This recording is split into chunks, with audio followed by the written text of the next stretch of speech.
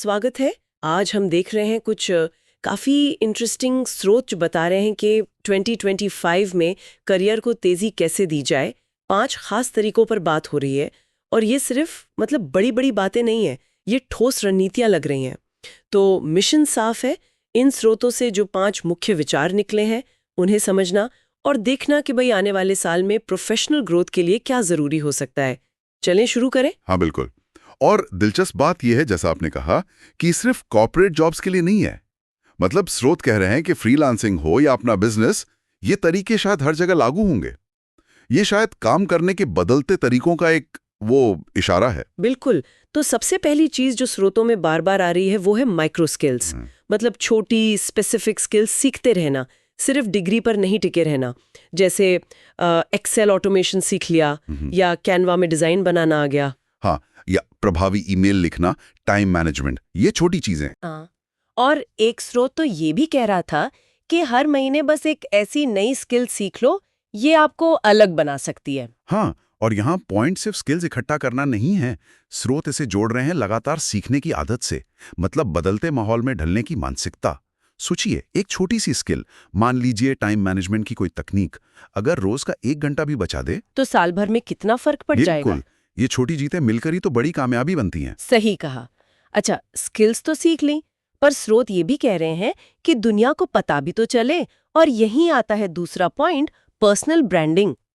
मतलब आपकी प्रोफेशनल पहचान सिर्फ रिज्यूमे तक न रहे, ऑनलाइन दिखनी चाहिए। लिंक्डइन पर एक्टिव होना, अपनी एक्सपर्टीज दिखाना। हाँ, शायद अपने नाम से ब्लॉग शुरू करना, अपनी सफलता की कहानियां बताना। हाँ, ये सुझाव भी था। बिल्कुल, ये एक तरह से अपनी पहचान को, अपनी विशेषज्ञता को एक ब्रांड की तरह पेश करना है। इससे विश्वसनीयता बनती है, विजिबिलिटी मिलती है। लेकिन हाँ, कुछ स्रोत यहाँ थोड़ा सावधान भी करते हैं। अच्छा, किस बारे में? कि कहीं सिर्फ ऑनलाइन इमेज बनाने के चक्कर में वो असलियत पीछे न छूट जाए। मतलब प्रामाणिकता, ऑथेंटिसिटी बहुत जरूरी है, सिर्फ दिखावा नहीं। ये बहुत जरूरी बात है। अच्छा, तीसरा पॉइंट थोड़ा अलग है, ग्लोबल कम्युनिकेशन। ग्लोबल कम्युनिकेशन मतलब अंग्रेजी? नहीं, सिर्फ अंग्रेजी नहीं, यही तो इंटरेस्टिंग बात है।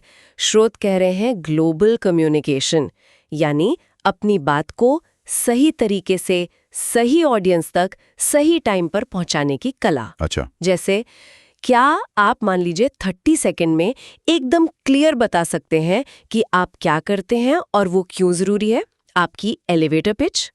इसके लिए सुझाव है, जैसे रोज 10 मिनट कुछ अंग्रेजी में सुनना या टेड टॉक्स देखना। हाँ, और ये इसलिए इतने अहम है क्योंकि आज के ग्लोबल वर्कप्लेस में, चाहे ऑनलाइन मीटिंग हो, क्लाइंट कॉल हो या इंटरव्यू, विचारों को साफ और संक्षिप्त रूप से रखना वही आपको आगे ले जाता है। एक स्रोत ने इसे विचारों की स्पष्टता कहा है।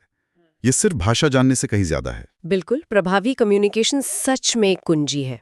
अच्छा, चौथा नुस्खा है नेटवर्किंग। हाँ, ये तो हमेशा ही जरूरी रहा है। पर स्रोत इसे सीधी नेटवर्क से जोड़ रहे हैं। Networking is net worth. सुझाव यह है कि हर महीने नए लोगों से जुड़ें, मतलब सार्थक बातचीत करें, खासकर लिंक्डइन पर। वेबिनार, सेमिनार अटेंड करें, मेंटर से गाइडेंस लें। एक स्रोत ने कहा, आपका नेटवर्क ही मुश्किल वक्त में आपका सपोर्ट सिस्टम बन सकता है। सही है। सही कहा। पर यहाँ भी बात सिर्फ कॉन्टैक्ट जोड़ने की नहीं है। स्रोत इस बात पर जोर दे रहे हैं कि नेटवर्क की क्वालिटी कैसी है। अच्छा, मतलब क्या वो रिश्ते गहरे हैं, आपसी मदद और सम्मान है। सिर्फ कॉन्टैक्ट लिस्ट लंबी करने से शायद उतना फायदा न हो जितना कुछ गहरे भरोसेमंद रिश्तों से होता है। तो क्वालिटी ओवर क्वांटिटी। बिल्कुल, मात्रा से ज्यादा गुणवत्ता पे ध्यान। ये अच्छा पॉइंट है। और आखिर में 5वां पॉइंट, एआई यानी आर्टिफिशियल इंटेलिजेंस। हाँ, एआई तो आजकल हर जगह है। हाँ, और यहाँ स्रोतों का नजरिया काफी पॉजिटिव है। डरने की बजाय इसे एक स्मार्ट टूल की तरह इस्तेमाल करने की सलाह है। Chat GPT, Canva AI, Notion AI, Grammarly, इन जैसे टूल्स को सीखना और रोजमर्रा के कामों में, खासकर जो रिपीटेटिव काम है, उन्हें ऑटोमेट करने के लिए इस्तेमाल करना। ये वाकई एक वो फॉरवर्ड लुकिंग अप्रोच है। हाँ, और जो लोग इसे अपनाएंगे, स्रोत मानते हैं कि उनकी प्रोडक्टिविटी जबरदस्त बढ़ेगी, वो आगे निकल सकते हैं। ये टेक्नोलॉजी को दुश्मन नहीं बल्कि एक सहायक, एक डिजिटल असिस्टेंट की तरह देखने की बात है। Digital assistant, wow. हाँ, एक स्रोत ने यही टर्म यूज किया था। एआई को अपनाना शायद अब ऑप्शनल नहीं रहा, जरूरी होता जा रहा है। बिल्कुल।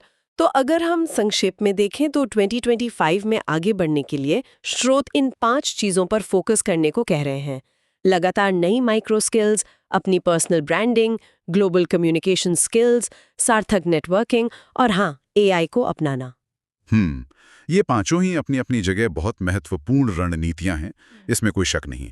लेकिन यहाँ एक सोचने वाली बात यह है, जैसा कि स्रोत भी इशारा कर रहे हैं, कि हर किसी की शुरुआत, उसकी स्थिति, उसके लक्ष्य वो अलग होते हैं। हाँ, ये तो है। तो एक अहम सवाल ये उठता है कि किसी एक व्यक्ति के लिए उसकी अपनी सिचुएशन और गोल्स को देखते हुए इन पांचों में से किस पर सबसे पहले और सबसे ज्यादा ध्यान देना सबसे फायदेमंद होगा।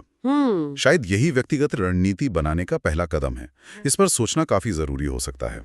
अगर आपको ये वीडियो पसंद आया हो और आप ऐसे ही ज्ञानवर्धक और प्रेरणादायक कंटेंट पाना चाहते हैं तो द बुक डिकोड चैनल को अभी सब्सक्राइब करें, वीडियो को लाइक करें, अपने दोस्तों और परिवार के साथ शेयर करें और बेल आइकन जरूर दबाएं ताकि अगली वीडियो की सूचना सबसे पहले आपको मिले। सीखते रहिए, बढ़ते रहिए द बुक डिकोड के साथ। धन्यवाद।